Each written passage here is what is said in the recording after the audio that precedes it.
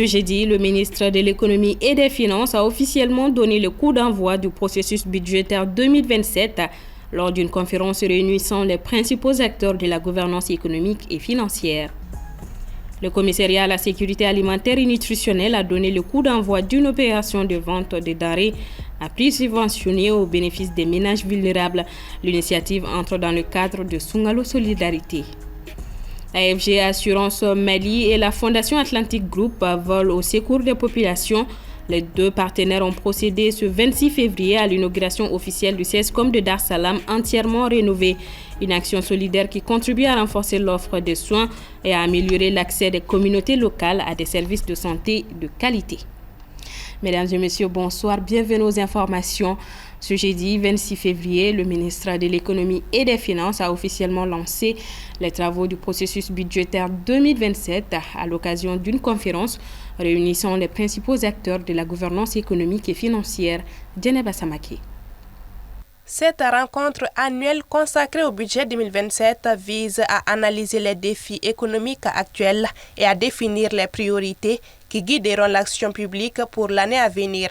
Selon le ministre de l'Économie et des Finances, malgré les effets des crises multiples et des tensions géopolitiques sur l'économie mondiale, le contexte macroéconomique national demeure globalement rassurant. Il est marqué par une amélioration de la situation sécuritaire et sociopolitique.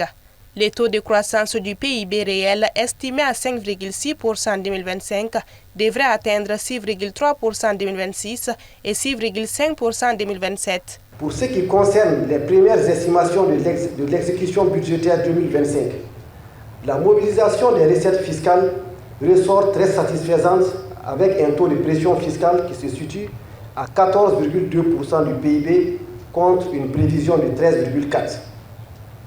L'exécution des dépenses a été contenue dans la limite des dépenses prévues, soit 20,9% du PIB contre une prévision de 22%. Le niveau du déficit budgétaire est ressorti à 1,5% du PIB, nettement meilleur que la prévision de 2,7%. Les travaux du processus budgétaire 2027 s'inscrivent dans la mise en œuvre de la vision Mali 2063 et de la stratégie nationale pour l'émergence et le développement durable 2024-2033. Un processus dont la réussite repose sur une concertation renforcée entre l'État et les différents acteurs, notamment le secteur privé.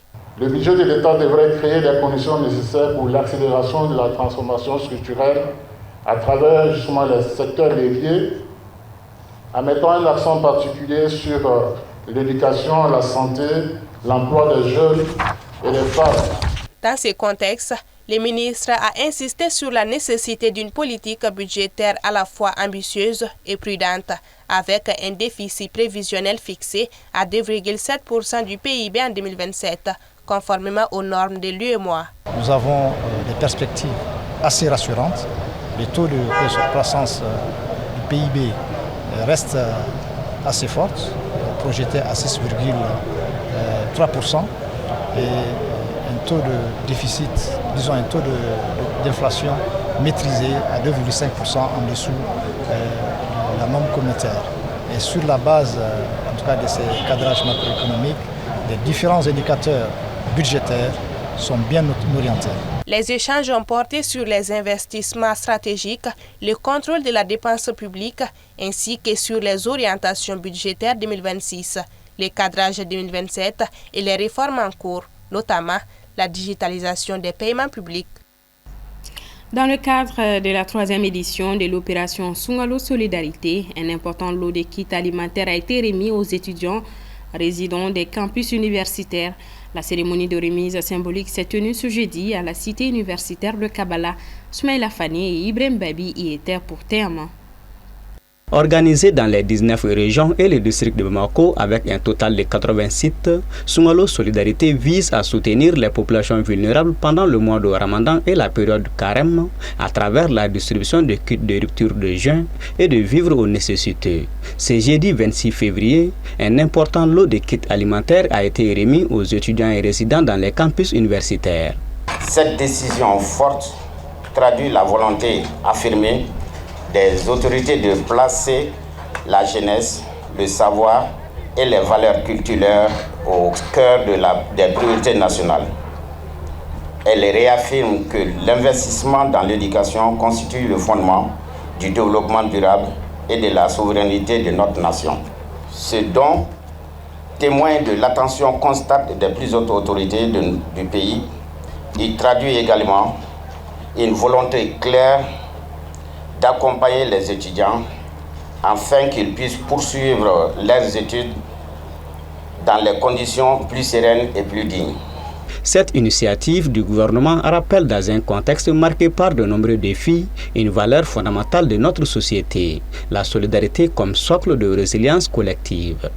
Ce don est composé de 30 tonnes de riz, soit 600 sacs,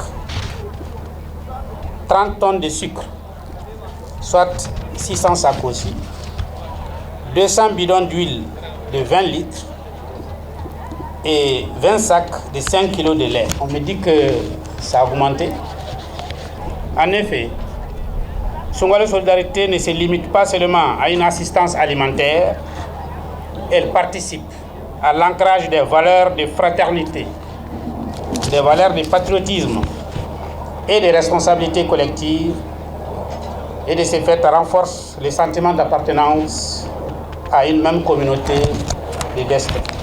Pour les étudiants, ce soutien renforce non seulement leur bien-être, mais aussi leur motivation à poursuivre leurs études avec engagement et détermination.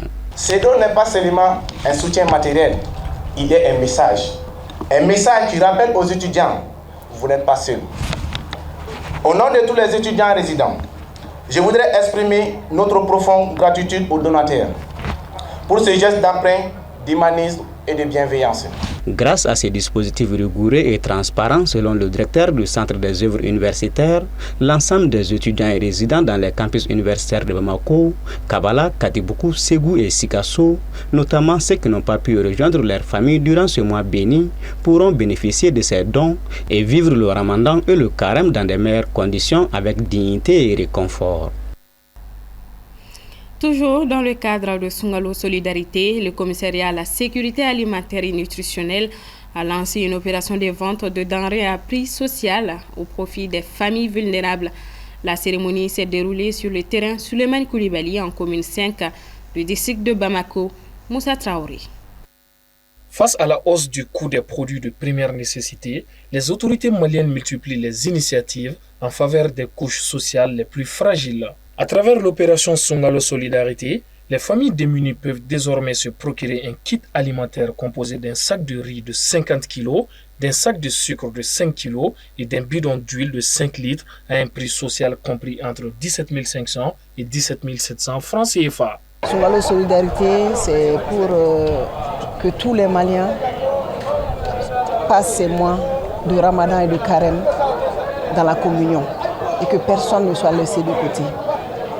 Vous avez certes vu, il y a des dons qui se font gratuitement aux personnes les plus vulnérables. Mais là, c'est des personnes qui sont assez vulnérables aussi, mais qui ont des revenus. Et ça, les personnes sont sélectionnées à travers une étude et c'est le régime social unifié qui est là, qui détermine qui gagne combien. En fonction de ça, il y a des fourchettes et on leur donne des vivres à des prix symboliques. Cette vente sociale, qui s'inscrit dans le cadre de Songalo Solidarité, constitue une réponse structurante destinée à soutenir les populations urbaines modestes confrontées aux difficultés économiques. La vente à prix social dont nous lançons aujourd'hui les opérations constitue une réponse structurante à la situation des populations urbaines modestes, non éligibles à l'assistance gratuite, mais nécessitant un accompagnement pour préserver leur dignité et leur sécurité alimentaire. Les résultats enregistrés lors des phases précédentes confirment la pertinence de cette approche. La phase pilote conduite en 2024 dans les 6 communes du district de Bamako a permis d'accompagner 600 ménages pendant 6 mois. En 2025, l'extension du dispositif a bénéficié à 3 000 ménages, soit environ 36 000 personnes. Du côté des bénéficiaires, l'initiative est accueillie avec satisfaction Il salue un geste hautement symbolique qui vient soulager de nombreux ménages.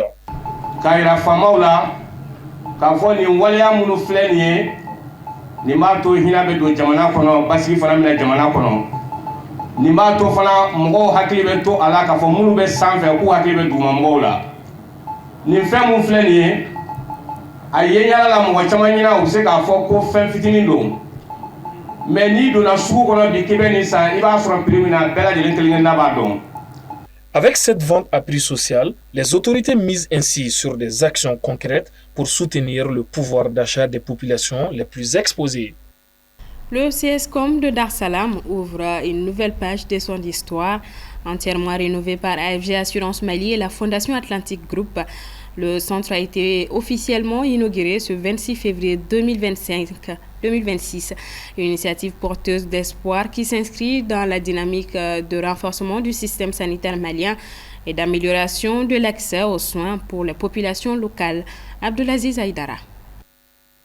Le centre de santé communautaire de Dar es Salaam a été officiellement inauguré ce jeudi 26 février 2026 à l'issue d'importants travaux de rénovation. Une initiative portée par AFG Assurance Mali en partenariat avec la Fondation Atlantic Group en réponse aux besoins exprimés par les communautés locales et les autorités sanitaires. À travers cette réalisation, les deux partenaires entendent accompagner les politiques publiques de santé et appuyer les efforts de l'État et des collectivités territoriales dans le renforcement du système sanitaire. Notre quartier de Dar es Salaam bénéficie aujourd'hui d'un centre de santé moderne, mieux équipé, prêt à offrir les soins de qualité à toutes les familles.